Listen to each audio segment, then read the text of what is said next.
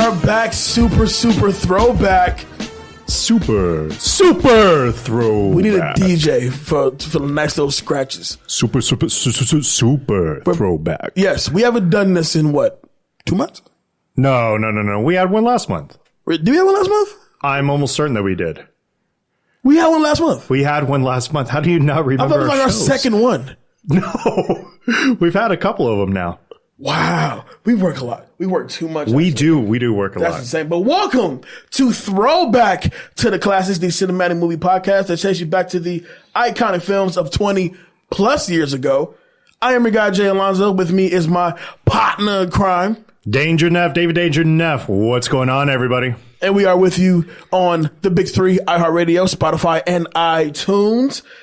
What's going on? Man, it's been, you know what? This is really not our second one. I'm really surprised by that. We've had a few of these now. Shit. We had Mortal Kombat. Yes. Okay. Right. Okay. That was the last one that we did. We had Bronx Tale. Right. Mortal Kombat was our latest one. That wasn't 2 months ago. So this is our third then? This is our third super throwback. Okay. We work a lot. We work a hell of a lot. Why do you think I want us on a schedule now? We work a lot. Okay. How was the week? You know what? It was a very short week. I'm basically working like 11 of the next 12 days. Oh, and by the way, to all of our cinema folks out there, happy Labor Day. Happy Labor Day, guys. As you are hearing this show, Labor Day is today. By the time you get to be Thursday, so it's already came and gone, so you're back to doing your labor. Right. But on this day when we're all off work, we get to enjoy barbecues and you were off work? Which I was off work. Oh, good for you, I was buddy. off work, but I didn't get invited to shit. Like, nothing was going on this weekend. Us here in the casino industry doesn't fully understand what a day off looks like. You guys don't comprehend what a day off work really means. Like, I earned this day off. It's a 24-hour operation, guys. So I hope everybody's enjoying their Labor Day. Got plenty of food inside you. But today we have a special guest, and this special guest comes with open arms from my guy, Danger David Neff. I completely forgot we even had a guest today. That's how I'm not on right now. But when they walked through the studio and I saw the dude, I'm like, I remember the dude. We all went to the movies together. Super cool ass dude. So from here, I'm going to let Danger Dave introduce the guest. This is his boy. Glad to have him on. Take it away. You better give a damn good intro. You know how we do. Oh, man, a damn good intro. A damn good one. This is one of my closest friends. He's actually my best friend. He and we have literally traveled country to country together. Any major event that's ever happened in my life, he's basically been there.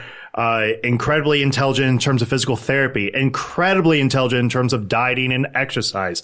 And he's an up-and-coming author as well. Give it up for my boy, Adam Culjak. What's up, guys? Adam, what's up, man? It's good to be here. I'm glad that you guys invited me on. Oh, glad to have you on, man. Yeah, no doubt. Well, real quick, he's not lying. Like, the dieting thing, like, everybody said, like, I diet, but then it's like, I don't really see your results. So and then you see him walk through the studio and you're like, oh, this is Swoljak. Like, this ain't even Culjak anymore. Like, he just ran. Swoljak. Like, he ran like a legit 10 blocks with no problem. And like he could hit like a crazy like 100-piece push-ups right now. I mean, he could. Yeah. No doubt about it. So we'll talk. Yeah, David was going to give me a ride down here, but I just decided to jog. So. Yeah. Tom Cruise, man. Mission Impossible style, man. Absolutely. So Adam, let's kind of get a little bit into what you got going on here. Tell us a little bit about yourself, especially on the physical therapy background. Well, it's actually, I got to give credit to my boy Jace Crawford. He's got an interesting story. He got diagnosed with ALS, Lou Gehrig's disease, about, God, what's it been now? About 7 years ago now. Yeah, about 7-8 years ago. And it sent him down a whole rabbit hole. And he became kind of obsessed with the human body. And he took me along this journey with him. Because I didn't have the dysfunctions that he had at the time. He was having a lot of problems working out. He was obviously atrophying in his hands, and he was trying to heal his body. And through that process, we were trying to beat the disease. It came out later that what actually was causing his problem was a blockage up over by his neck that required some surgery, and it was causing like nerve damage. It was causing his hands to atrophy. So luckily he didn't have ALS, but like I said, it took us down a whole pathway. And so we got a book coming out next year. And if you're looking to be a better athlete, you're looking to understand about human movement, this book, you're going to want to pick up this book. Or if you're in pain and you think that your movement patterns might have something to do with that, and some of you might not even realize it does have something to do with it, you're going to want to pick up this book. Now, I know that it's still a working title right now, but one of the success stories that you and I both know personally, because we used to live with each other, and our roommate Thomas Banda, you were such a major influence into getting him into the shape that he's in currently.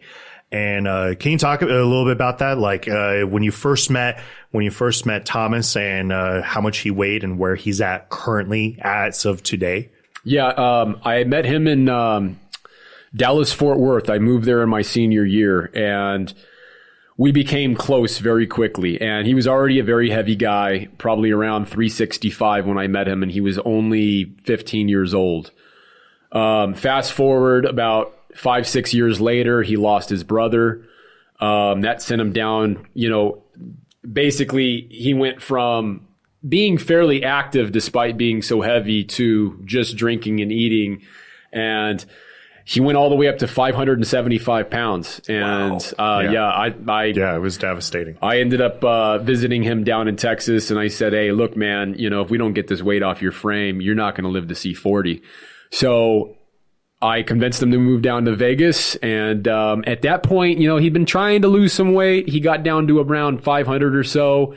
And, he's been going through the grind, and he's been able to listen to the advice I've been able to give him, the nutritional advice, as well as certain workouts. And that's allowed him to now get down to 260 pounds, which is what he's sitting at around right now. 260 pounds. Okay. And Jay, when I tell you that this guy will outwork you in every single fashion of the gym, it is insane. I've seen him, and it's funny because when I was doing my entire workout thing, I've seen him hit the gym 2-3 times a day now. I mean, it's a sanctuary for him. It's where he finds his most peace at. It's his own little passion project. That's why I love so much about Adam here. Adam is completely dedicated to doing what's right and what's good for his friends and the people that are dedicated into doing this. He gives you a lot of tough love. I'm not going to lie about that. But when I say that as long as you show a commitment to want to improve yourself, that he'll never give up on you. That's pretty much you in a nutshell, man. Thanks, man. I appreciate book. That. So as far as the working title, is there a release date? Right now, it's called The Demi Cure, and we're going through the process of finding a publisher, and we don't have a release date yet. But we're kind of hoping that by next year it's going to be released, because the book is mostly done. And we're just excited, man. We're excited to go through this process, because we have some things that, there's a lot of interest in this mobility field, and fixing your body, just doing stuff at home to improve your body, improve your mobility, improve the tissue so you can work out better and not have to worry about hurting yourself. And we're going to take that to the next level with all this. We have stuff, we're not rehashing the stuff you've already heard. Okay.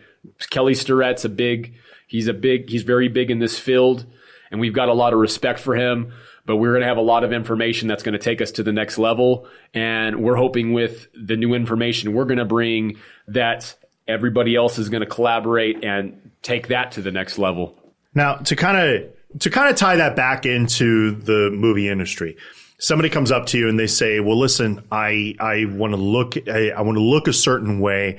And of course, I think of movie stars, obviously, and they'll throw out, actors like Michael B. Jordan, right? Or they'll throw out Sylvester Stallone in Rambo 3 or Rocky 3 if you really want to get. Or Vin Diesel. I wouldn't go Vin Diesel. We don't talk about Vin Diesel around here. You like a car.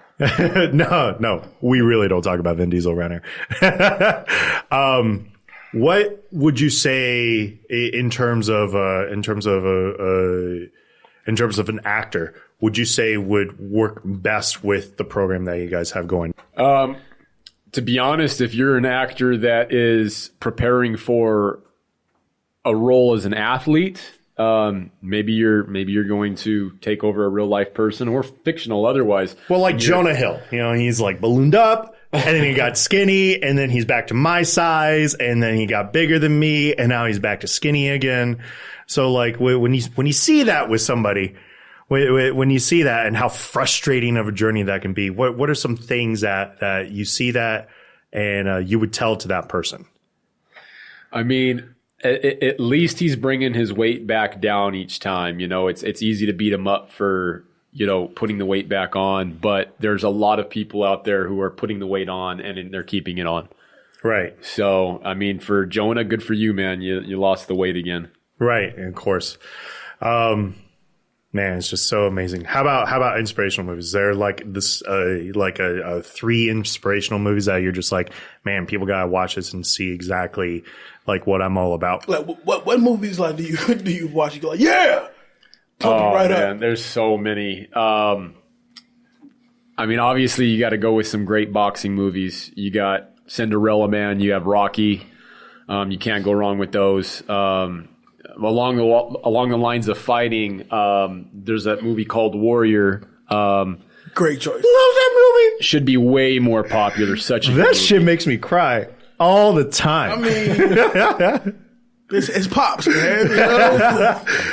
I was so happy because I remember that movie and I kept telling people, I was like, Nick Nolte like deserves an Oscar nomination for this movie. And you know what? Nobody believed in me until the Academy listened to me, and he got an Oscar nomination. Honestly, he should have won. he really did a should. Phenomenal job. So let's change directions. So, as a fellow cinefolk, on top of a health guru, as you are becoming, we have a trailer to talk about. Widows. We didn't get a chance to talk about it a while back. I saw this one the day it dropped. And goddamn, it looks good. Right, it has John Bernthal in it. Ooh. It has Liam Neeson, and it's kind of an interesting trailer. Like you don't really know. You don't know the motive. Like you know the motive of the second group, but you don't know the motive of the first group. It's like these like 4 guys, and they're all husbands, of course, which is kind of the reason for this. And they go, and it's a botched robbery, and it looks like they all die. I mean, they kill off Liam Neeson. I mean, after all, it is called Widows, right? Right. So yeah, I mean, it is Widows, right? So then you get Viola Davis and you get Michelle Rodriguez. You get Brian Tyree Henry from Atlanta. Yeah, and you get Daniel Kaluuya. And they look like they are not to be fucked with. No! It reminds me of, you remember Set It Off? Yeah, I do. And that's a Set It Off vibe. I love the cast. So, isn't it by the same writer as Gone Girl? Which same author as Gone Girl. Which I don't know how I feel about it because it's Gillian Flynn. Gillian Flynn. Right. I don't know how I feel about it because Gone Girl literally made me hate relationships for a good 2 weeks. Maybe Widows make us hate botched robberies. I don't know. Or death. Or death. Maybe just dying in general. Hey, man, you died. Sucks, but hey, you died. Right. So, what expectations do you have for Widows, Adam? Well, honestly, I am intrigued to see just how those guys die in the beginning and seeing those things transpire into, these women getting involved. So I'm really excited to check that one out. All right, Jay, what about you? What's your thinking on it? Where are we at? Okay. Where are we at? Number one. Does Viola Davis get another Academy Award? It happening. I could see it too. I see it happening. I can see also. I think the plot looks amazing. Steve McQueen is at the top of his game. Yeah, absolutely. I believe this is his first movie since Slave, right? Yeah, since 12 Years a Slave. Okay, so and then it's based off of a book from Gillian Flynn. Gillian Flynn. So as of right now, we're good. We're good. Great cast, great author behind it, great director behind it. I'm just looking forward to where it goes. Of course, yeah. My expectations is high. I all I want it is to be action packed and well acted. That's happy for Michelle Rodriguez right now. Because she can't act, or she couldn't act bad enough to get into this big budget all-star cast. I'll tell you that, right? Yeah. She's second fiddle. So let's be real here, okay? But it definitely gives me a set it off vibe. I am looking forward to it, most definitely. With that being said, let's cruise over to a quick beat announcement before we kick off 2-minute drill. Because Adam's gonna be with us this whole episode, looking like he just ran to get here. And I'm telling you, he hasn't broken a sweat yet. I'm telling you, he's great. Me, I can't stop sweating. He is the $60 man, at least. I never sweat. Don't let him play like that. So, I'm at least $1.75. Fuck you, Dave. But so beat network announcements real quick. Like we said last week, we're going to Comic-Con, New York Comic-Con. New York Comic-Con. Beat Network will be in the building October 3rd through the 7th in New York as correspondents, as media for New York Comic-Con. We already have our interviews locked in. Oh, boy. It's going to be so much fun. Oh, boy. I am like a kid that is just has to pee really bad on the inside. Like, I'm just that excited. I get my first trip to Comic-Con, by the way. Yeah? This is your first one? And I'm going as media. Are you going to cosplay? I'm going to have to. Yeah. I'm going to have to. Are you going to be like little Luke Cage or, I don't know. Little Blade? I'm thinking like you could be Little Blade. Or maybe little Luke Cage. He'll be Little Blade. Yeah. I like Little Blade. Yeah. So he's like 5'4", you know. We're going to have to get him all the leather. Hey, first of all, give me a few. I'm not that 5'6". Thank you. I heard that. But I have been observing what they do at Comic-Con. And I just think it just looks fucking fun. So I may cosplay. But above all, we have some interviews with Zachary Levi from Shazam. Right. Denai Guerrera. Right. Los is going to talk to, I want to say, Jason Momoa. We got some shit, baby. Yeah, it's going to be cool, nice. yeah. We got some shit, baby. So I'm telling you, if you guys are coming to New York for New York Comic Con, you happen to see the Beat Network, huge sign, come over and say what's up. Take a picture with us. We cannot wait to talk to people. I think if I was to cosplay for it, I think I would go as fat Rob Kardashian. I get it. He's already fat. You know? Right, yeah. So how do we have to work so hard right now? He needs Definitely a way to go. he needs Adam's guidance. Yes, I do need Adam's guidance. No, not you. Well, whatever. You said I didn't say it. But let's kick off 2-minute drill, people. Drill.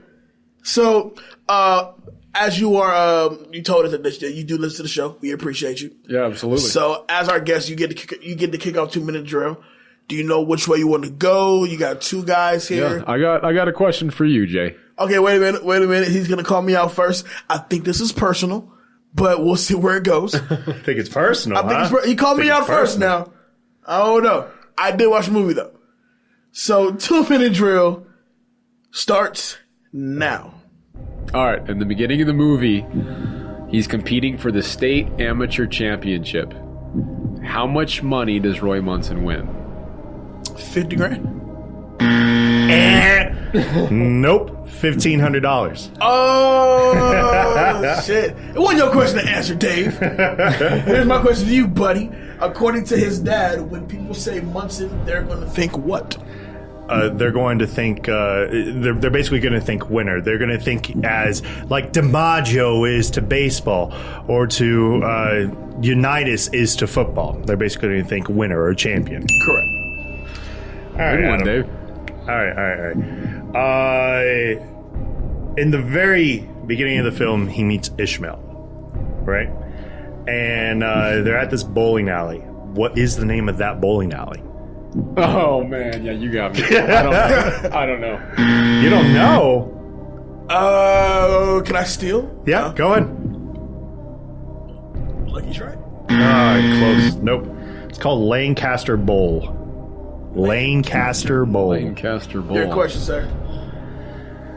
All right, let's do 42 seconds. I'll throw an easy one at you, Jay. What is the name of the big horse that Roy Munson removes the shoes on? He said it's gonna be easy. Shit. How close did you watch this film? I watched it, but that scene. Okay. Did you watch it through your phone or? Is it Buttercup? Yes. There you go. All right. Real quick. We got 18 seconds. What does McCracken request of the waitress before she returns to the table? To wash off her perfume. Got it. Good one, Dave. And last question here.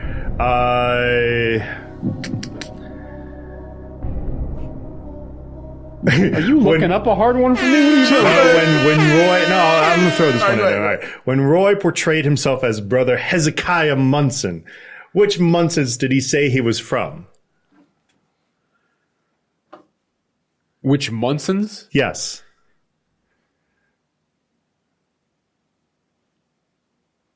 Man, you got some tough questions, Dave. All right, I give up. All right, it's the Ohio Munsons because it comes from Ohio. In case you guys haven't exactly figured out which movie that we're talking about, we're taking this back to 1995? Wrong. 96. 96. It is 96. 1996, Kingpin. The Farrelly Brothers director role starring Woody Harrelson and Randy Quaid. Original release date, July 26, 1996. 22 years old. Shares opening weekend with The Adventures of Pinocchio, Joe's Apartment. Ooh, we don't talk Joe's Apartment. Yes, we do. and A Time to Kill. Now, Adventure of Pinocchio, I don't think I've seen, but I've definitely seen Joe's Apartment. And I've definitely seen A Time to Kill, but I love Joe's Apartment. Kingpin's one of my favorites, man. Production budget, $25 million with a box office total of $32.2 million. Too low. 50% on Rotten Tomatoes. Too low. So, gents, let's talk Kingpin. Well, 50% Rotten Tomatoes? That's crazy. That's low. Is that for audiences or critics? I think it's combined. It's gonna say, it's gonna be critics, definitely. But here's my thing. When it comes to the Farrelly Brothers, and I've been a Farrelly Brothers fan since we were kids. So we're talking about Dumb and Dumber. We're talking about There's Something About Mary. Something About Mary. Me, Myself, and Irene. We're talking about Kingpin. Where does this movie land in like the Farrelly Brothers like top 3? Well, okay. So my personal opinion. Number 1 is going to be Dumb and Dumber. Yep. Because I feel like it's tough to do. It's tough to beat it. It's still a classic, and everybody wanted a sequel. Yep. And they got a sequel. They got a prequel, and they got a sequel. Both of them were bad. The sequel wasn't terrible. It just wasn't. Come on, man. It's something I'll never watch again, but I'm still glad that they did it. I'll put it that way. It was Dumb and Dumber. No. There was an actual Dumb and Dumber 2. Yeah, it was Dumb and Dumber TOO, right? Yeah. There we go. And so it goes Dumb and Dumber, and actually it goes Kingpin for me. Over There's Something About Mary. And those two are interchangeable, but I think I gotta agree with Dave here. I've seen Kingpin so many times. And I think with Something About Mary, like I think the problem with Something About Mary is that like it felt like it was rehashing its storyline there towards the end. There, it's like, oh, now we have another person that's just for the vine effects of Mary. For me, it'll go. Unfortunately, it'll go Dumb and Dumber. So we all can agree on Dumb and Dumber, right? But it immediately goes Me, Myself, and Irene, and then Something About Mary. Kingpin is like Kingpin it's like an immediate follow up behind Something About Mary, because like I've seen it numerous times, but when it comes to replay value, in regards to Farrelly Brothers movies, Dumb and Dumber and Me, Myself, and Irene have endless rewatchability for me.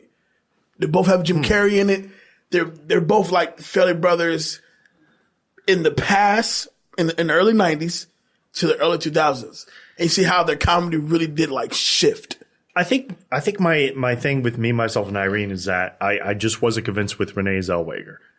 Like as an Irene, like, okay, I need somebody that's like going to keep me laughing. Think of the leading ladies that Farrelly Brothers have had. Cameron Diaz is Mary. You can't picture anybody else. Definitely. That's not that. Vanessa Angel Is that her name? Yes. Here? I'm not entirely sure. Vanessa Angel, Angel. Vanessa Angel as the girl in Claudia? Yeah, thank you, Claudia. As Claudia in this, like, she nails that role. Like, she's funny, she's super sexy in it, and she does like all these things that just kind of drives you up a wall. Renee Zellweger was just I didn't think she was bad. I didn't think she was bad, but I thought the best jokes went to Jim Carrey. I like Renee as Irene. This is my Irene. Let me ask you something. Let me ask you something. Can you swap her out? You can. And that's my thing. I don't know that you can truly swap out Claudia. No, it has a place in your heart for sure, but I like Renee as Irene, man. Dave, you're not just being mean. I'm not being mean. Not just being mean. But what I do enjoy about Kingpin, though, it was a nice departure from what we are known to really get from the Fairley Brothers, as far as like using the same people, except maybe Lin Shaye, who's in this one as well. But you know, with Woody Harrelson, I don't think they've ever worked with him before prior to this. No, but Woody Harrelson was a roommate of Peter Farrelly. Right. So the fact that they went this route, and the only real connection that makes it, one of those Fairley Brothers odd world kind of things, that they have a few characters, a few actors from various movies. Like, I can't think of his name for shit, but he's the bad guy in Dumb and Dumber. Not the main guy, but the one that winds up taking the rat poison? No, the main guy. Because he's also Claudia's like boyfriend. No. And Dumb and Dumber, he's the bartender. Bartender, yeah. He's only strictly the bartender. You're right. I'm sorry.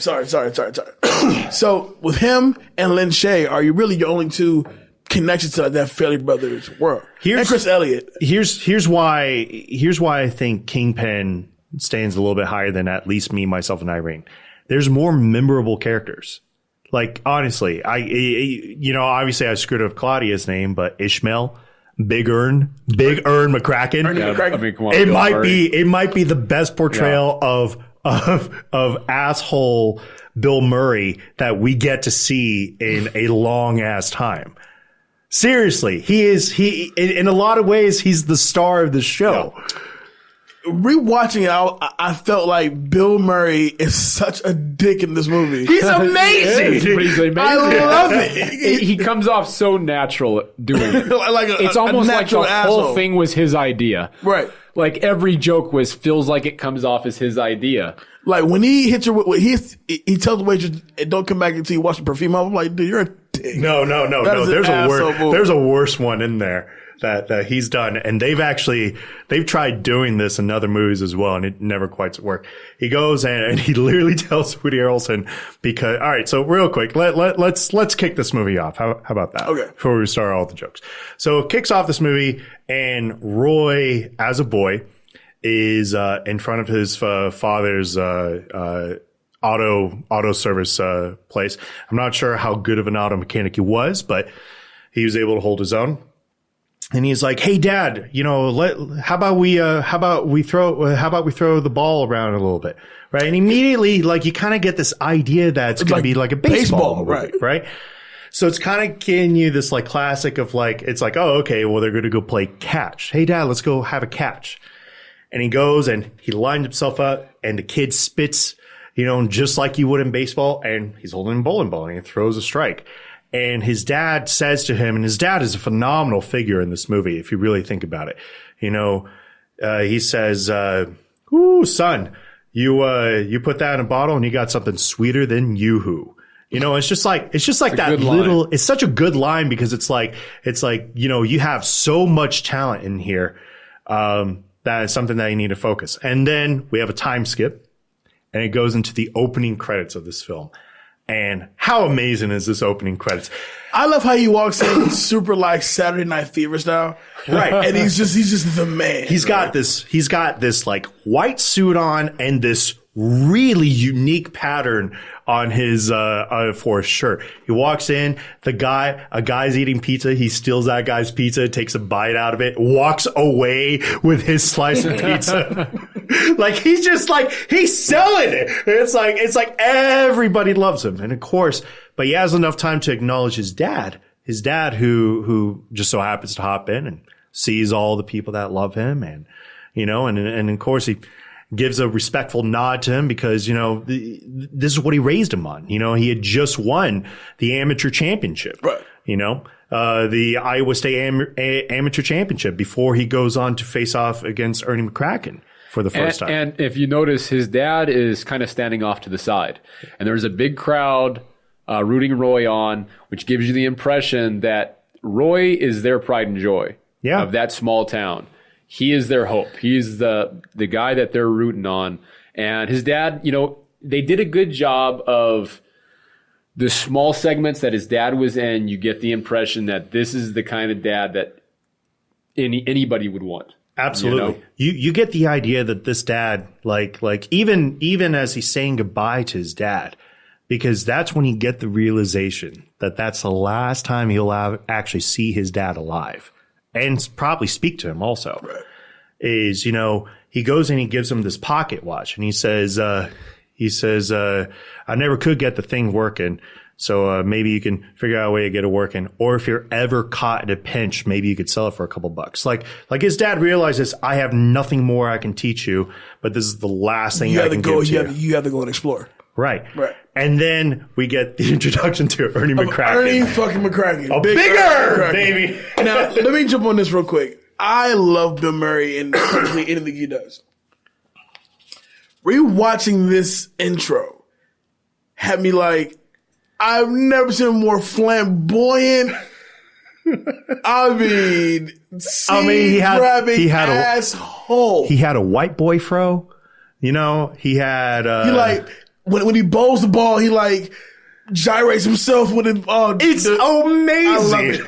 I love his intro. He's over here and he's like basically talking while Roy's trying to like concentrate. You can see the sweat breaking down off his face. Complete troll, Oh man, trying to mess him up. Right, exactly. Was I talking too loud? Was I talking out loud? I'm sorry. Says good luck right before he throws it. Complete dick. Doesn't matter though. He gets a strike anyway and he wins $1,500, right? And he goes on to the next place, which next thing you know, his car is kind of broken down. Right? Somebody put sugar in it. Right. And then, did you see the guy stick his fingers into Roy's mouth? Now, I'm not the one who like, hey, I go to violence, but we would have immediately had a fight. Like, don't stick your fucking finger in my mouth. What the hell? And he's like, oh god. He's like, it's sugar. Yeah. First off, he tasted it, and then he put his fingers into his mouth. It's the subtle little things like this in Kingpin that just keep me going.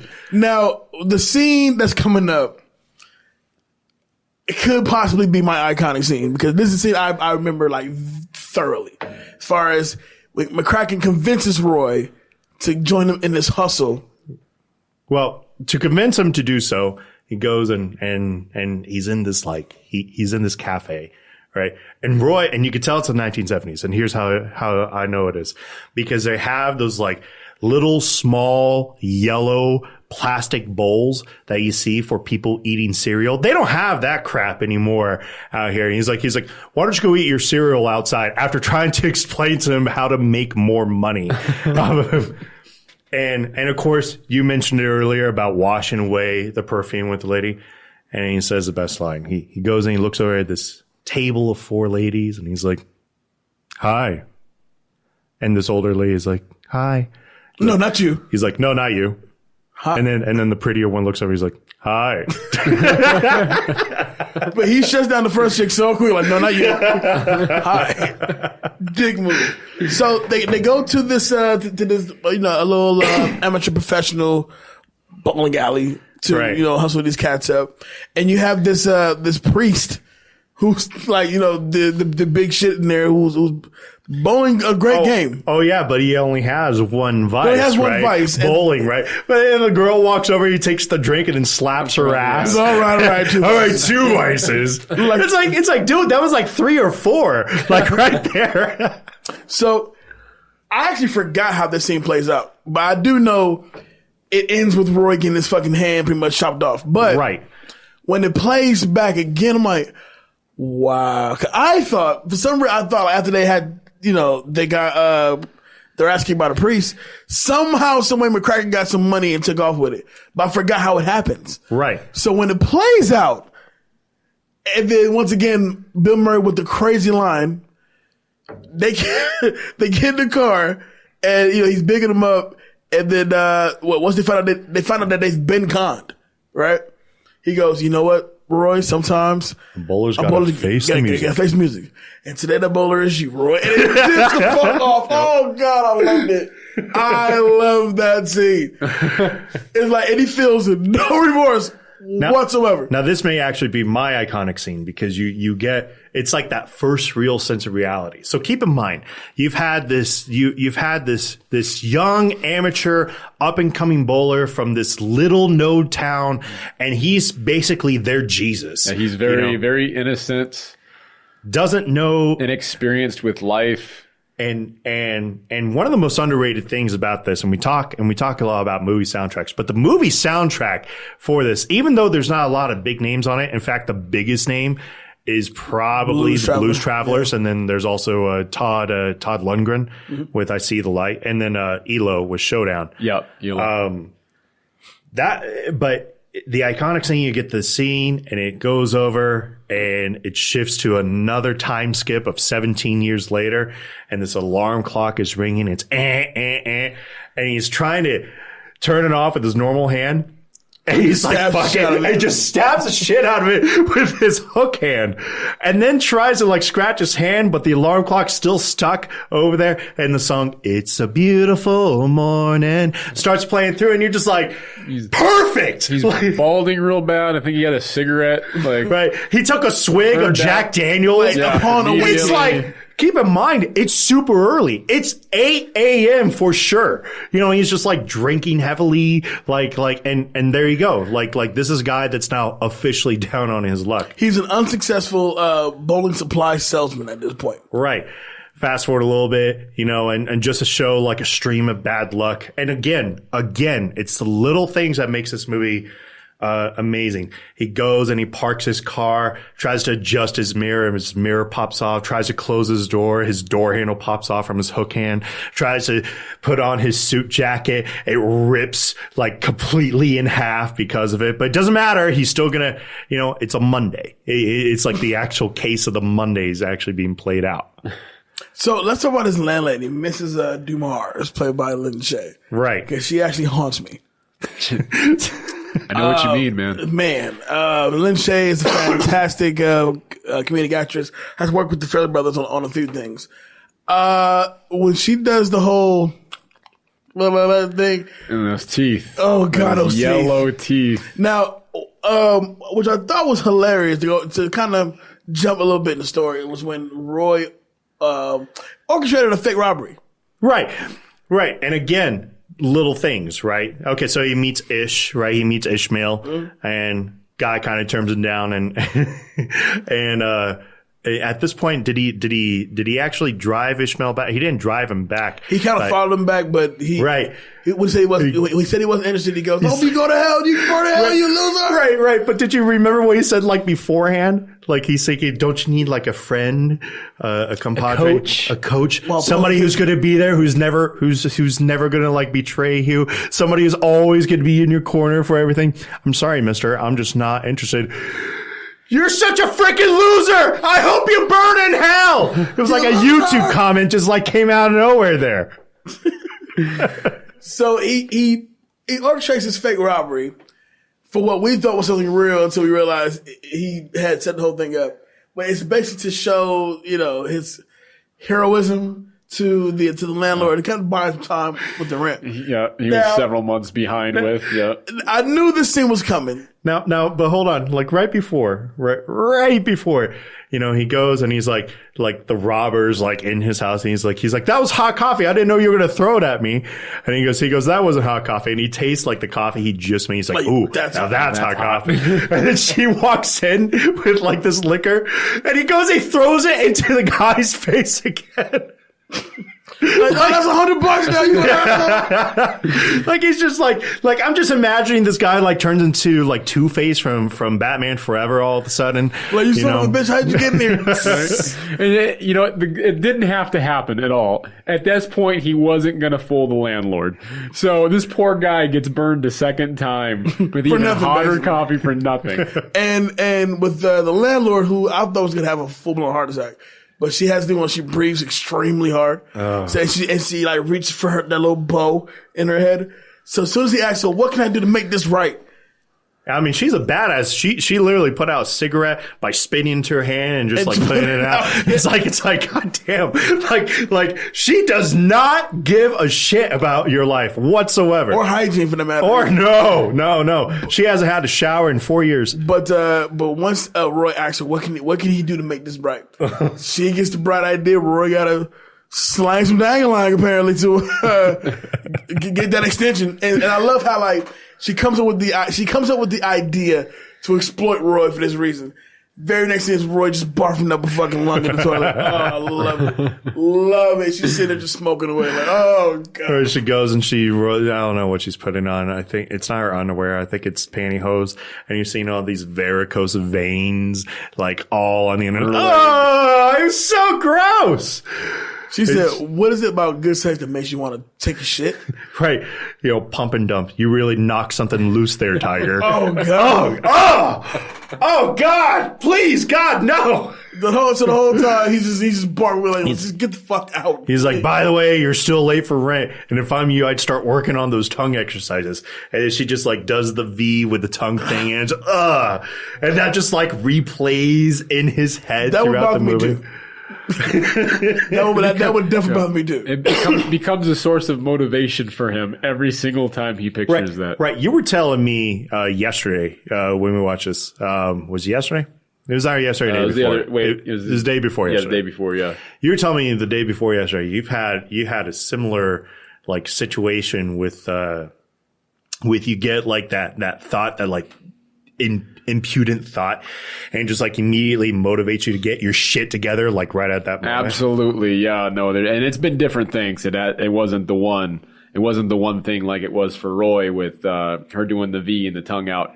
You have those moments and you have those negative, it's kind of like negative reinforcement. Like you have those negative thoughts creep into your head and you use it as a source of motivation because you don't want to see your reality if your life takes a wrong turn. I gotta ask, what was the thing that you saw? It's changed so much. I don't even remember the last one I used. I really don't. What was the worst one?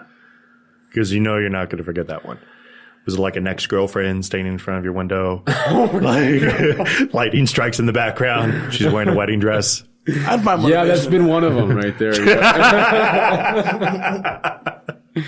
So thought you said we're gonna get married, huh? While Roy's barfing it up, she throws him a magazine, and there's a $1 million tournament coming out of Reno. Right, and he decides to put on his best Amish disguise to convince. Horrible. Oh God, it's awful to convince people to do so, and he goes, and he can't even remember to stay in character most of the time. No.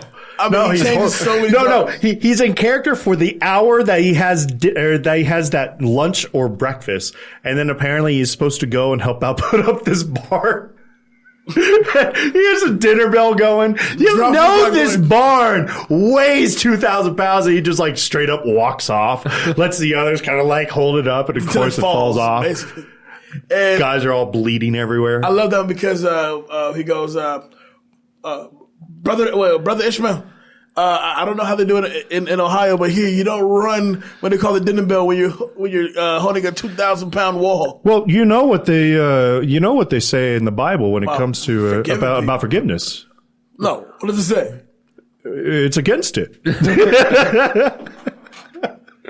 get the fuck out of here, man! I loved it. So the next morning, I have to talk about this joke because it's my favorite joke in the movie.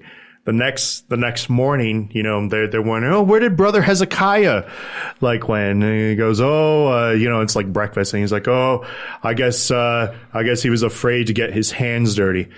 And he comes out and he's holding a pail of what looks like to be milk, right? And he goes and he's all like, top of the morning to you. I thought I'd get myself up and early and milk the cow for you. It took me a while to get her warmed up, but when she got going, she got going. She sure is a stubborn one. She is a stubborn one. And everybody has like this face of disgust. And at this point, he's taking a sip. He's taking a swig of it. And they're like, we don't have a cow. We have a bull. So he's over here drinking bull semen throughout the whole thing. I'm gonna brush my teeth. I'm gonna brush my teeth. And so that joke is I love that joke because it's so subtle. Because even the way, like, when he discovers that it is bull semen, the way he walks off, like, I'm gonna brush my teeth. Love it. All right. So what winds up happening is you come to find out that the farm that the Amish are actually staying on. And by the way, I was going to ask you guys this: where is the farm located in? He knows how to find the tough questions. It's Springfield, Pennsylvania, because he lives in Scranton, Pennsylvania. It's the closest one there. So anyway, it doesn't matter. You know what else is in Scranton? The movie Ensemble with Denzel Washington. Yeah. That nobody particularly cared for, but I liked it. Nonsense fact. Continue. The Unstoppable, that's the train one, right? Yep. Yeah. And I saw that one, yeah. Yep. Wasn't Chris Pine in it? Yes, he is. Yeah, Chris Pine and Denzel Washington was in a movie, guys. Nobody remembers it. Nobody cares. So the farm is foreclosing. And they need, by a miracle, $500,000 for them to do so. So Ish basically figures out a way to help brother Hezekiah, or Roy, to work on this. Roy's going to teach him how to bowl properly, and because you come to find out that Ish isn't a very good bowler at the end of the day. I mean, he's a good bowler by our standards. But in terms of tournament style, you come to find out that the Amish work 1.5 times harder. And they never stop to let you know. Like, they let you know. No, they work 10 times harder than you guys. Right. They work 1.5 times harder. That also means that he bowls 15 frames instead of bowling the traditional 10. I could get to 270 if you give me 15 frames. So after a little bit of a heart-to-heart with himself and Roy experiencing the first of the visions of tongue V-shaped landlady. Yep. They figure out their way, and they basically try to do the same old scam that the only scam that Roy actually ever knows, and that's how to be a dictionary salesman in 1996. But they eventually, Ishmael does get better, and so they begin to hustle bowlers and win tournaments. And well, at it's first, nice the montage, first hustle they tried to do was against when he goes and he tries to scam Stanley in the first case, right. And that's where we get the introduction to Claudia. And man, does she look good. Vanessa She looks Angel. Oh my the Angel. God, she is just Like the only movie I ever saw her in. doesn't matter. It was She was there. the only She movie I was needed there. to see her. So Stanley attacks them after he had discovered that the roll of cash that Roy had put up was fake. Yeah. Is the sport of bowling really this cutthroat? Absolutely, man. I mean, That's fucking crazy. It's like the sport of curling. It's like the sport of professional D&D bowling. Can you bowl? Can I bowl? Can you bowl? Yeah. When I lived overseas, I was part of a bowling team. Yeah, we were actually part of a bowling team. We were part of a bowling team. We competed. We It averaged was fun. we averaged 95. Yeah, 95, 96. Not bad. That was Out of 300. that was. I'm gonna get 105. But let me tell you something. If you gave me and David 25 frames, we might have brought that average up to 270. Easy. 25 frames. I mean, easy. Shit. So they meet Claudia. Roy kind of already suspects Claudia has, other motives. No doubt about as it. to why she We wants know to- she has other motives. Why she wants to roll. She's a hoe. Strong, but okay. She's a whore. That's what her occupation is. And frankly, Roy wasn't eager to share those winnings with another party. So Right, exactly. he wanted to get rid of her as fast as possible. Now, you brought that up. So Roy tries to get Ishmael to obviously ditch her. She's waiting in the car for them, right? Right, at the hotel, yes. And the way that scene plays out is so funny because when they're walking, you think they're gonna have a legit conversation. She just goes, kicks him in the dick immediately, and just starts beating his ass out of nowhere, right? Which Roy was expecting a conversation until he thought he was kicked. gonna get a legit adult conversation. I gotta be fair to Randy Quaid here because Ish actually like nails this line. And again, little things, right? Roy goes and he's trying to lie about the situation. It's like the government called, and he goes and there's been some sort of explosion and a big cloud of, and he looks and he sees over and he sees Claudia and he's like, shit. he's like, a big cloud of shit's coming. He's like, oh God, I think I can smell it. Run everybody, a shit cloud's coming. And the couple runs off real quick because he just looks insane. And it's 3:00 in the morning and this guy is screaming about a shit cloud. Right. Well, hurry up! We got the shit cloud's coming. Randy Quaid is a national treasure in this movie. He really is because he's just so naive with a very childlike. Yeah. Oh man, thought process. He's it feels real. It feels very real. Within the first hour of the trip, Roy's already corrupted him after he said that he's not going to do anything to corrupt himself, and he's all like, he gets him start smoking and drinking coffee, and he was very specific about his coffee order also, like 2 sugars and lots of cream. Lots of cream. Apparently Grandpa didn't just introduce you to bowling then. Right, yeah, exactly.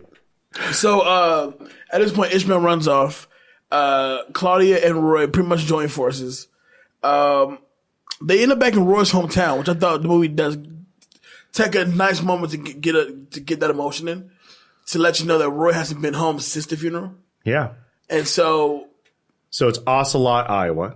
Iowa. Right. And we feel at this moment. It's a fake town, by the way, people. You can't look it up. We feel at this moment that he's feeling a sense of regret, disappointment in himself because he's coming back home kind of like this burnout. Well, you got to think of the situation here. Right. Especially for both Claudia and Roy. Because Claudia does the right thing here. These are 2 people that has probably had the last 20 years kick him in the ass and didn't really stop at any point. One person was trying to get ahead with their looks, obviously with Claudia, and the other person was just trying to get ahead in some way that he could by being a hustler. Right. So it's and as much potential as they had, you get that real sense of emotion where he's like, my father really wanted me to be something. They're like, and Claudia's like, well, he would have been proud of you. And Woody just nails this line. He's like, no, he wouldn't. And throws away the pocket watch and just walks away. And that's when you get the real sense that, you know what? They both have issues and both have some serious problems that they didn't have the chance to really address. And it's to finally show my face in this town again after I was supposed to be the chosen one. I was supposed to, the home of Roy Munson. By the way, there's a joke we haven't talked about that I'm going to talk about here in a minute. The name Munson and how that became a thing. Right. Now, I want you to think of this. Imagine your last name is supposed to be tied to the DiMaggios of baseball. And instead it's tied to an adjective for to be up a shit's creek without a paddle, to have the whole world in the palm of your hands and just blow it as the actual name. That's your last name. The word became derived because of you. That's your legacy at that point. That is your legacy, to be a real Munson. Just be a fucker. I love how that joke kind of carries on throughout the movie. Oh yeah, especially because Ish being so naive, he kind of forgets that his last name is Munson. He's all like, what you doing there, Mr. Munson? And he's like, flossing. And he goes, flossing? Where'd I get Munson from? He's like, I'm doing flossing. Yeah. My last name is Munson. He also mentions, I'd rather go to Reno than get Munson or something like that. Right. I'd rather go to Reno than to get Munson out here on the side of the road. And he goes, what? Wait, what? What do you mean Munson? What's that? Like, that's the first time Roy's heard of this word. And it's in 17 years as an adjective. That's right. Which that tied into the moment where he had the vision. That tied into, and that's what I love about this movie. This isn't just a comedy. It's kind of a motivational movie in disguise when you think about it. This guy has a past. He basically gave up on life, and he's taken his second shot at it. And that's something that sticks to me with this movie every time I watch it. And I mean, this is why I love it. Absolutely. So they both into Ishmael, and they recoup, and then they apologize to each other. And now they're headed to Reno. And they make it to Reno. And they run into McCracken, who's now like the man. Right. And Big Earn, once again, just like nails it. He's already a Hall of Fame bowler. So this is a Hall of Famer. Everybody thinks he's a nice guy, right? Everybody thinks he's just this terrific person. So it's kind of one of those funny things because you always hear about like stories later on about your heroes. So this guy's an actual like hero to these people that 10 years later, people are coming out of the woodwork. The Me Too movement would have came out and just been like, oh no, he totally like impregnated me and like left me with like 4 kids right? or whatever. Well, right? McCracken stole his legacy. He took Roy's spot. When his dad said, you're going to be what Unitas was to football to bowling. No, that became McCracken. He was the Jordan of bowling. Exactly. But all by cheating, though, which is the craziest thing. But it doesn't matter. Well, in bowling, he didn't cheat. In bowling, he didn't cheat at all. Oh, true. Yeah, you're right. But it's just the type of person that he wound up being. So it's like whenever somebody brings up no politics in sports and whatnot. Well, it's like, okay, well, how do you judge a man? Do you judge a man by what he did on the field, or do you judge a man by the character as a whole? It doesn't matter. I'm not going to talk about that. Which I do like the scene when he finally joined face to face with Roy after so long, and all the shit he's talking is pissing off Ishmael. He's like getting really upset about it, and then takes a swing at him, only to break his hand on the wall. Right. Mr. We don't raise our hands in anger. Yeah, well, we do. And of course, and little subtle things like Ernie is over here, and every time a cute girl would come by and ask for his autograph, he's like, sure, no problem, doll. He's all like, he's all like, what's your name? And she's all like, Brittany. And he's all like, I'm in room 1103, and then just kind of like walks off, like he's expecting this like gang of girls. He's shooting a shot on TV. He's shooting a shot. I'm in room 1103. When I come by, and it's so funny how the media acts so oblivious to his behavior. Right, they exactly. act like he's this great Samaritan, just. So Ish breaks his hand. The scene before then, they had actually met Chris Elliott, he doesn't play a major role in this, but it's kind of an interesting little role. He's kind of like this high roller, and he throws out $800,000 into a roll, and he's like, how about you blow me a little luck on this one? He's giving it to Claudia, and Ish goes and he goes, sure, and he takes it, and he just like throws the dice, $800,000 right there, but still hits the 7 though. But he hits that 7.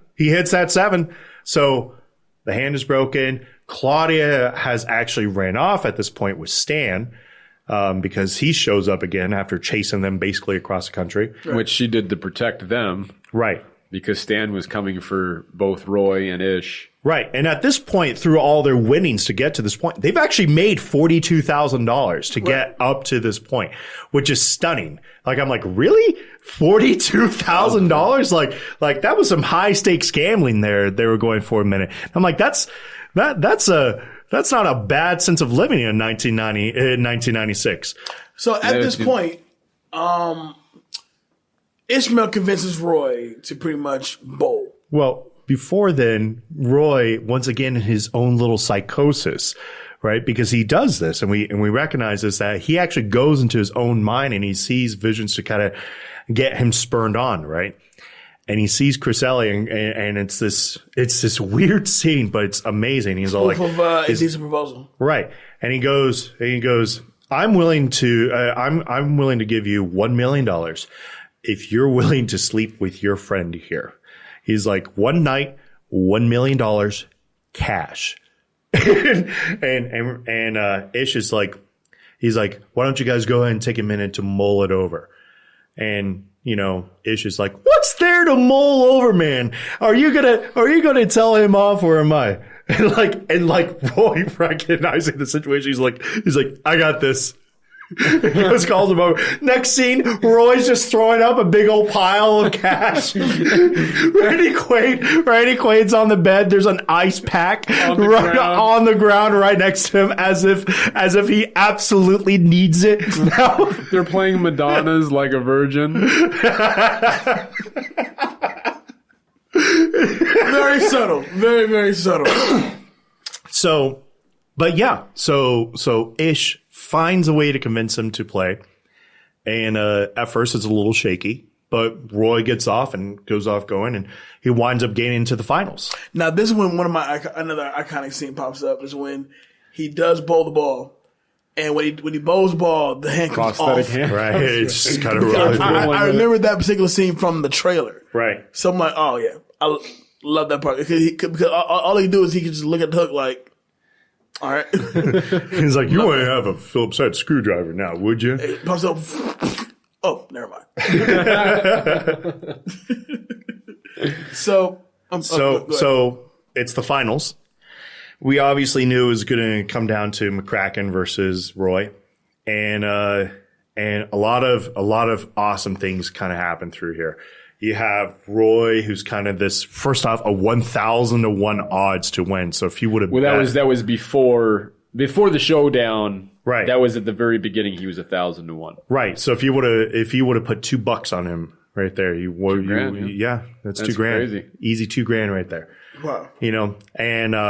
And this is McCracken though. You're facing off against the greatest of all time, and the hilariousness of Bill Murray is just all over the place here. He's gyrating everywhere. He's dancing everywhere. His hair has literally become its own personality. Well, both of them. That's Roy too. The hair just kills you in these scenes. It's all over the place. You could see the ball-headed scalp. They're both like got comb overs. And I mean, like, this hair looks like it's been caught in a ceiling fan and just stretched out as if it's like cotton candy being pulled off. All McCracken does is just mentally fuck with Roy the entire game. Oh, absolutely. I don't know how nobody caught some of this crap that he was doing, but just like picking up his ball and just kind of like twirling it before handing it off to him. Like he's trying to be a good guy. It's like, you're just trying to fuck with him again, like you did in the 70s. Oh, and of course, doing what we all love to do, change the names on the little jumbotron for the bowlers. Right. I've done that numerous times. Right. But he literally had like a marriage proposal from Claudia, put up there. And Roy is all like happy because he's actually developed feelings for Claudia at this point. And, he's kind of like excited. Excitement in his face. Right. Right. He's all like, yeah, right, Munson. Like anyone would want to marry you. So we get to that 10th frame. And Roy goes in his first bowl. And for those of you who don't know the rules of bowling, if you bowl a strike or you get a spare in the first part of the 10th frame, you get one more roll.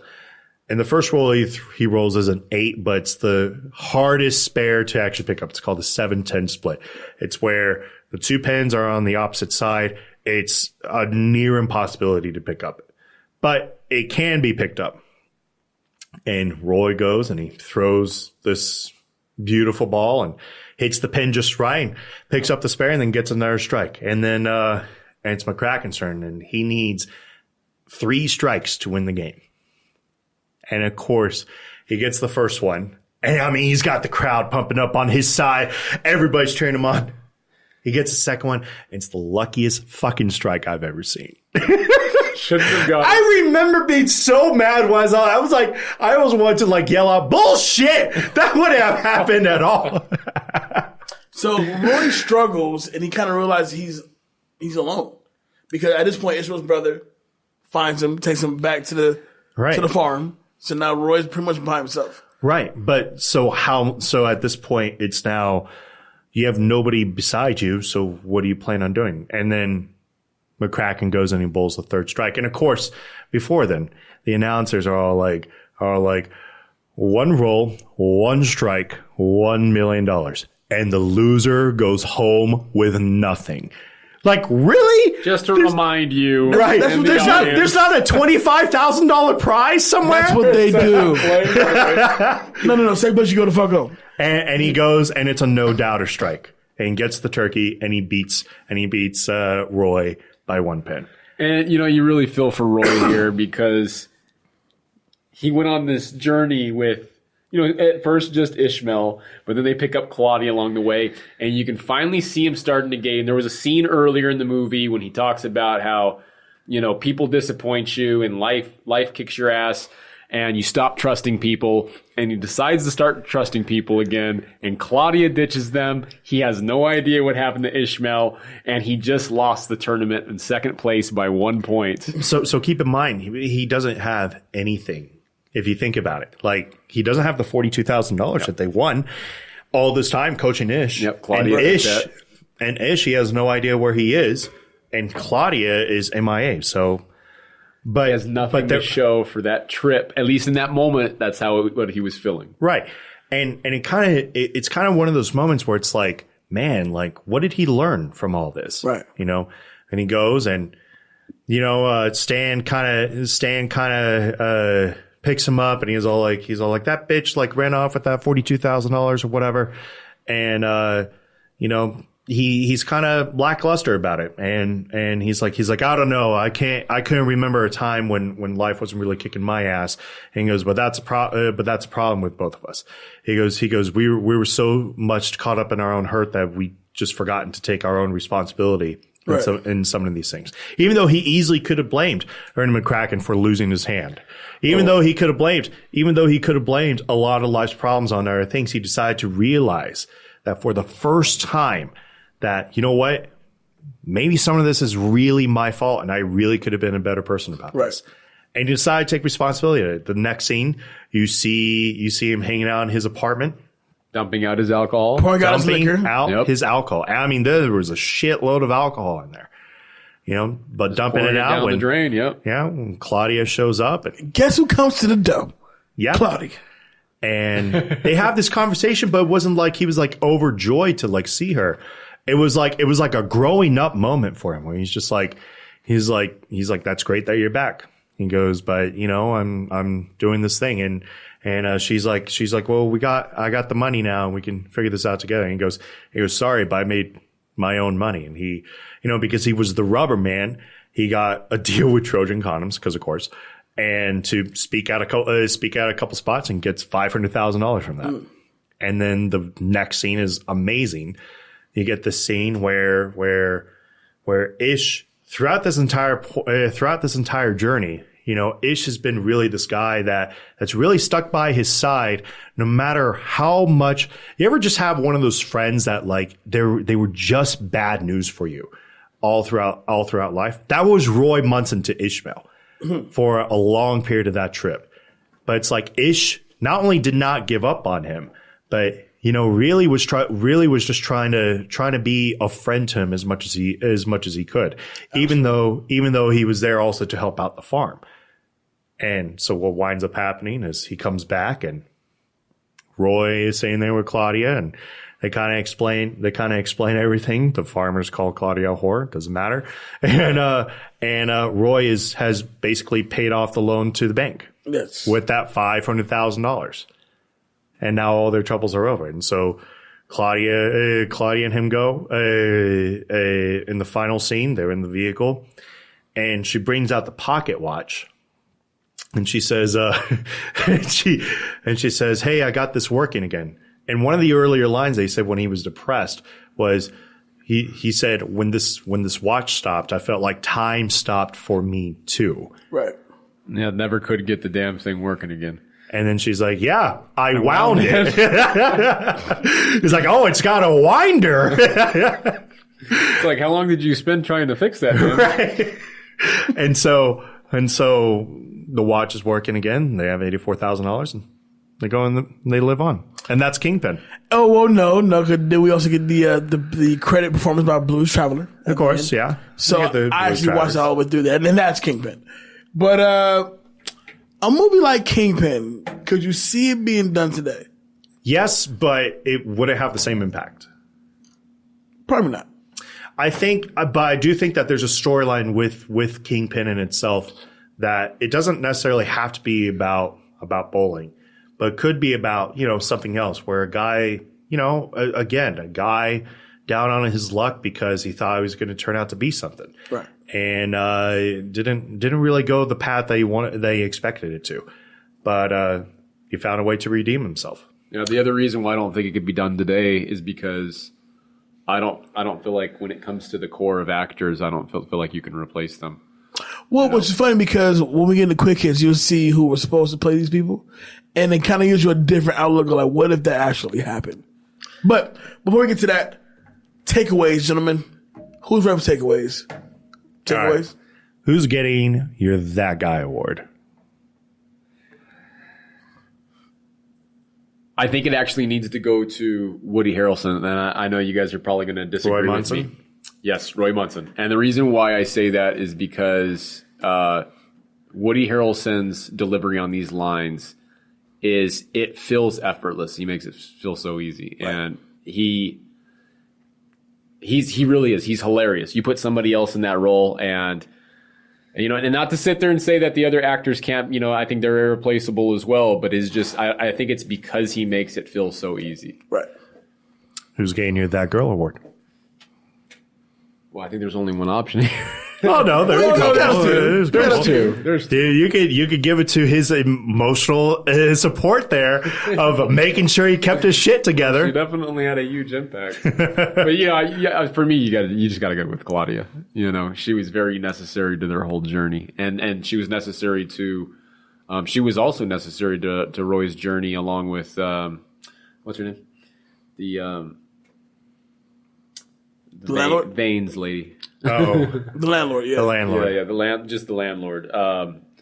She was necessary, but Claudia was a big part of them. I mean, they went to that town, they had that conversation. All those things were very necessary to Roy's growth. So, who's getting you That Fool award?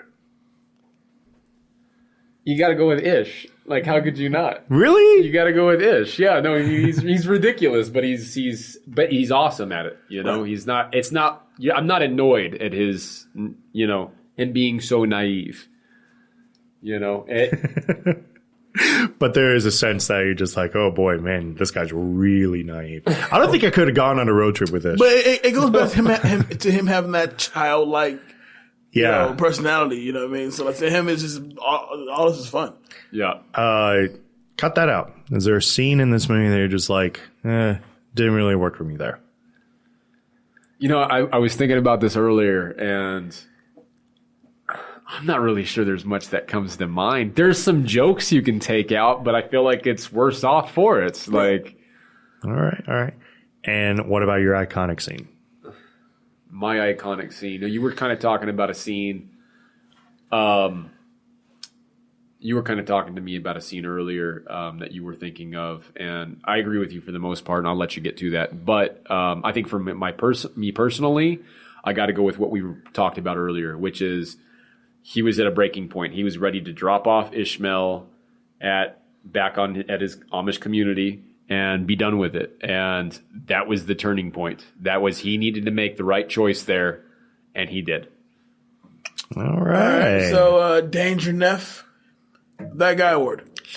It's actually going to go to bigger in here with a special heart in my place for Roy Munson as well.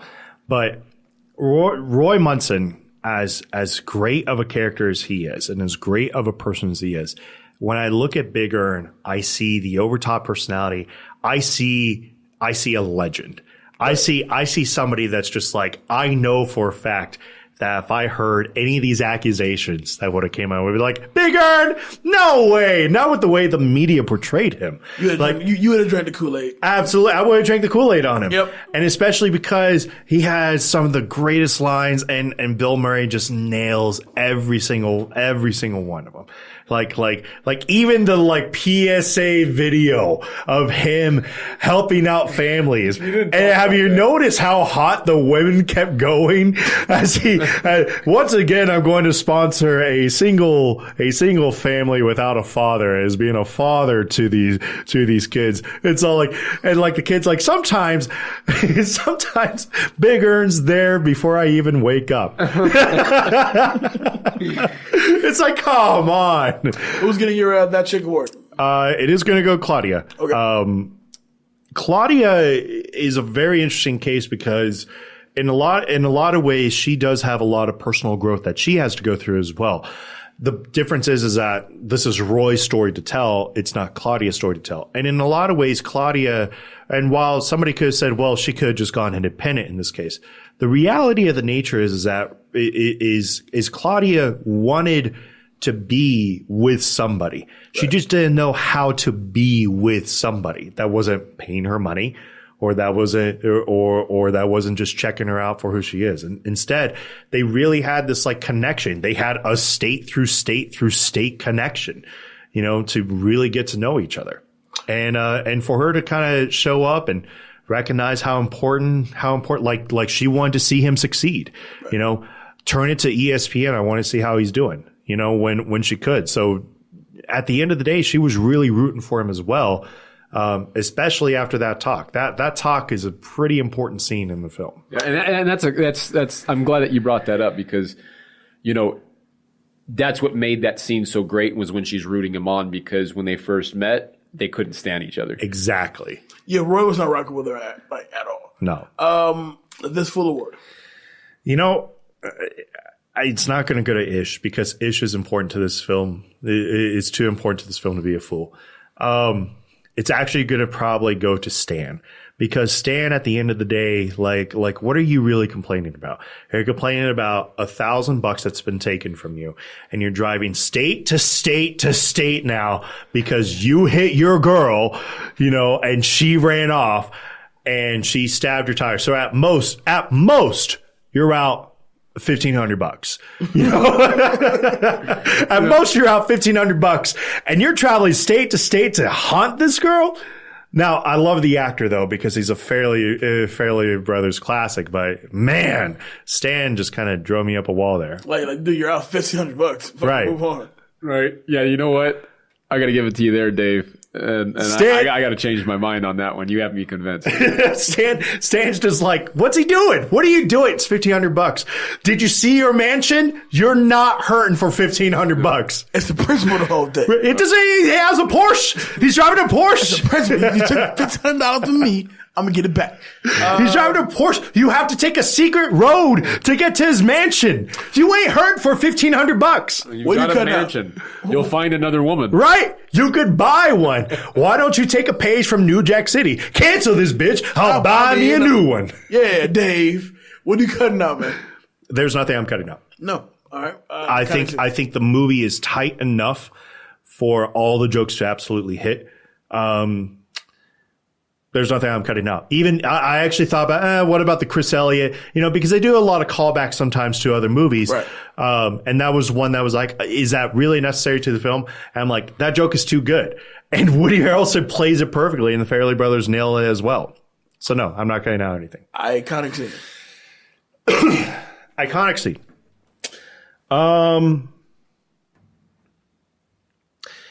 It's not a scene. It is a period. From the moment that the opening credits start, because that's phenomenal, all the way to the moment that he wakes up and It's a Beautiful Morning starts playing. It's like that entire subplot, which obviously tells a couple different jokes, but it's like you see this fall of this guy that people thought was just going to be amazing. He was amazing. He was naive, but he was amazing. bowling, for him to wake up and you see that moment where it's like, wow, that's your life now. It's kind of like It's your reality. Yep. that's your reality. That's my iconic scene. Okay. All right. My co-host, Jay Alonso, who is getting your That Guy award? Big Earl McCracken, and I'll tell you why. The fact that Bill Murray plays this character to the T, especially knowing who was supposed to be Big Earl McCracken. We'll get to that in a second. But the presentation alone had me like, I love this fucking guy. I would hate to be around him. I would hate to do any kind of business with him. But I see why he's like top billing, the hero. He's the guy that everybody celebrates, but nobody, you're just blind to the fact that he is a piece of shit. And he plays it off so well. Who's your That Chick award? I was going to give it to the landlord only because she haunts me as well. He's like, I see her in my drive. I saw the movie today, and I keep when I close my eyes, it's like, go away. He's like, I went to go shave. He's like, I haven't shaved in like 3 days, and now I got this upside down Wolverine going on because I keep seeing her in the mirror. Bloody Mary, her brown teeth. Anyway, I'm gonna give it to Claudia because Claudia does have a great come up. It's about her. She does develop. Before the feelings for Roy, it was more so a genuine care for the two of them. And so when Stanley got closer for the $1,500 he didn't necessarily need, but she did what she had to do to protect them, to best protect them. So I respect her for that. Vanessa Angel looks great.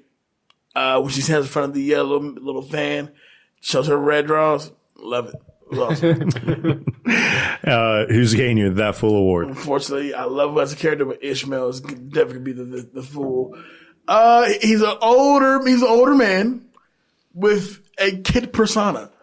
Now, do you blame that on the community he grew up in, or is there a special illness for this, or like how do you Slightly mentally handicapped. Yeah, perhaps. what angle do we go with this? But either way it goes, he is a grown man with a childlike complex. And he kind of just takes it as it goes, kind of situation. But he's definitely a joy to watch, a joy to watch him on screen. But definitely, he's by far the fool of the movie. Absolutely. All right, who cut that out? I'm gonna cut out the Chris Elliott part. Okay. Though the jokes do land and they are strong and they are funny. Time wise, we didn't need it. Okay, that's fair. And iconic scene. I struggle with this one. It's tough because there's a few of them. There is. I struggle with this one because I want to say it's the introduction to Big Earn. I want to say it's when the landlady comes with the idea of Roy have the slang dang-a-lang to get his rent extended. Even the final bowling scene of them just looking ridiculous. That's pretty iconic for me also. I think I'm going to have to go with when the landlady pretty much entraps Roy to sleep with her, Yeah. Because that's rock bottom right The way there. that the scene is framed is genius because she slows down saying, "Oh, what? Huh?" And then the music break comes in, and you watch the camera. She's in bed smoking like she had like the best sex of her life, but you hear him yakking until the camera gets to him, and he is blowing chunks. Oh god, you can just feel his pain. I mean, Jay, have you ever had sex so bad that you needed to throw up afterwards? No, and I hope to God I never feel that pain ever. That looks horrible. So, quick hits. Let's do it. Quick hits. Before we wrap this thing up. Bill Murray really bowled 3 strikes in a row in the scene where his character, Ernie McCracken, does the same. No way. The crowd's reaction is genuine and is actually for Murray. Woody Harrelson, on the other hand, was a terrible bowler. Yeah. And according to the Farrelly brothers, maybe got 1 or 2 strikes throughout the film. Saw that one coming. So when he blows his 3 back to back, he's getting like a legit. That lucky number 2 strike is a real strike. Peter Farrelly called the film's box office failure the biggest disappointment of their career, attributing the failure to its release during the 1996 Olympics. Farrelly said that it was crushing However, he said that 6 to 8 months later when the film was released on home video and it became a big hit. Absolutely. According to Chris Farley's agent, Doug Robinson, Chris was offered the part of Ishmael, but his contractual obligation to appear in Black Sheep, also in 1996, derailed this plan. See, I struggle with this one because I love Chris Farley. May he rest in peace. May he rest in peace. I mean, we're huge Chris Farley fans. Oh, yeah. I have talked to you guys. I've talked to you and Los before about the almost hero scene with the whole bald eagle scene. You remember that one? Oh yeah. You broke it. And I love him in that. I don't know if I could put him in Ish. Me neither. I actually think Randy Quaid really nails the part 100%. Yeah, I definitely agree. The back rows of fans at the Reno Bowling Stadium are all made of cardboard. Okay, I can see that. In the scene in the bowling alley restaurant just before Ishmael is about to get beaten up, the three are eating burgers and fries. However, Roy is eating a salad because Woody Harrelson is a vegan. Yes. Michael Keaton was originally considered for the role of Roy Munson. Roy Munson? Sorry, Roy Munson. Wait, who was it? Michael Keaton. Really? I could see it. I could see it. I'm picturing Multiplicity. Because which this underrated. is big, yeah, no, it's totally underrated. 1990, we're talking 95 Keaton. That's tough. All the respect in the world for Keaton. Desperate Measures had came out this year. I mean, I could see it. I still think I would want Woody though. Yep. Although Ishmael is younger than Roy, Randy is 11 years older than Woody Harrelson. Yeah. I knew that. You can clearly see that. Yeah, clearly. Oh, yeah. And last but not least, Jim Carrey was the first choice of the Farrelly brothers to play Ernie McCracken. Oh, wow. Nah. Listen, Wouldn't have been the same. Out of curiosity, only out of curiosity, I'd like to see Carrey in that role. So imagine that. You would have had a Keaton, you would have had Chris Farley, and you would have had Jim Carrey.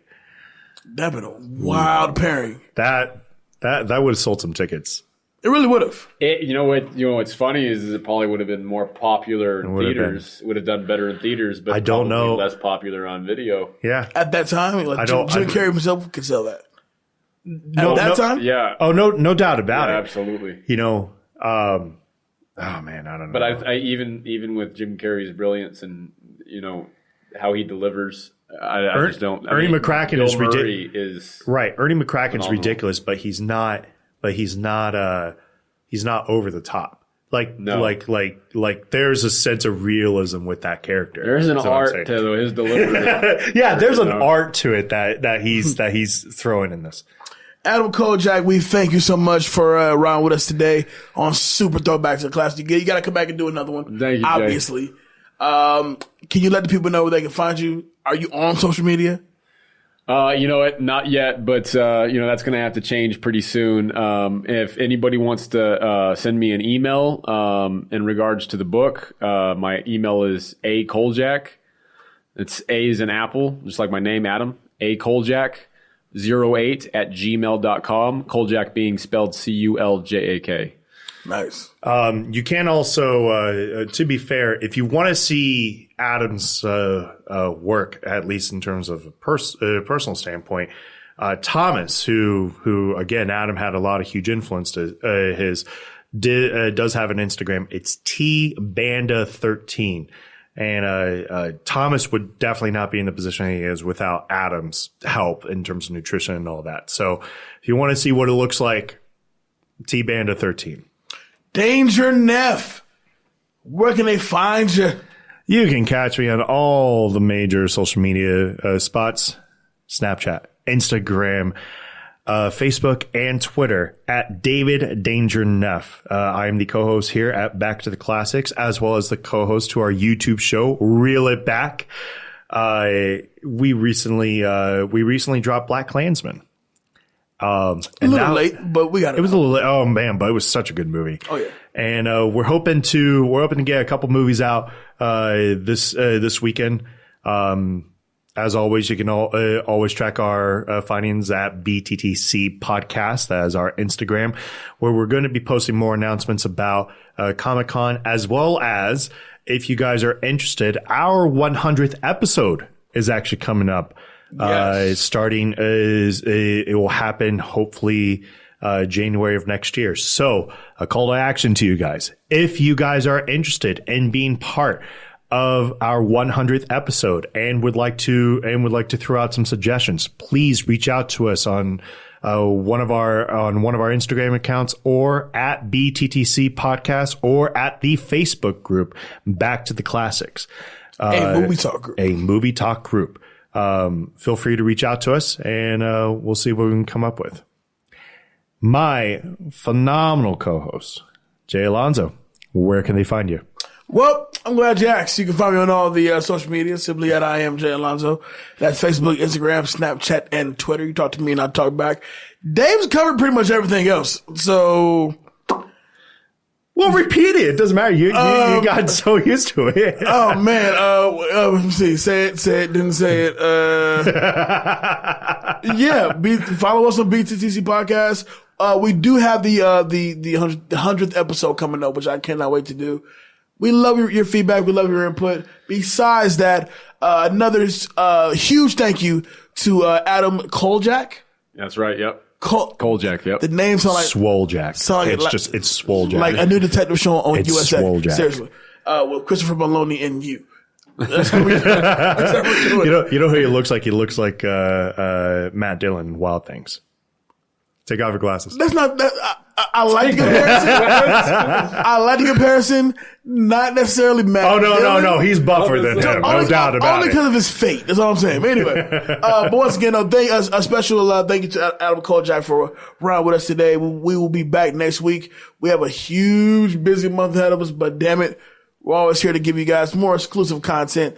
This is what we do. All right, this is what we do. We love y'all bunches. We'll see y'all next week. Ride this thing. Peace.